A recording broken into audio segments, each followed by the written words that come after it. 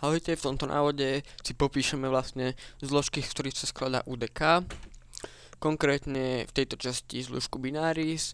No vopred vás chcem upozorniť, že moja vlastne hlavná UDK zložka tu má UTGame a niektoré novšie verzie môžu mať už UDK Game. To platí aj od podzložkách, aj od vlastne názvov kódov, že už sa nebudú volať UTGame, ale môžete ich tam vlastne pomenovať ako UDK Game. Otvoríme si teda Binaris.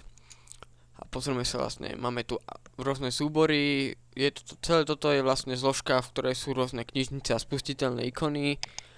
Takže ďalej tu máme ten Actorix, čo sú vlastne exportné pluginy pre modelovacie programy. Máme tu Max, Maya, XZ.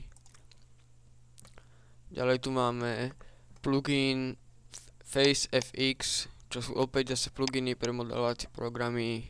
Install data, čo sú rôzne ako všeobecné podmienky používania Unreal Engineu a podobne.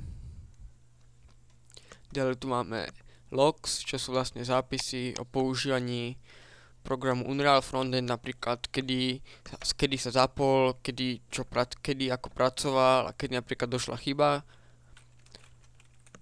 Speed3 Modeler je vlastne šikovný program na modelovanie pekných stromov. Všetko sú jeho dáta a dôležité sú len vlastne ikony Speed3 Compiler a Speed3 Modeler. Ďalej tu máme Win32 a Win64, čo sú vlastne nejaké hlavné zložky alebo knižníc pre UDK. 32 je vlastne pre 32-bitové systémy a 64-bitové systémy. Nás vlastne v týchto zložkách nebudeme prakticky skoro vôbec spracovať, takže nás to nemusí zaujímať.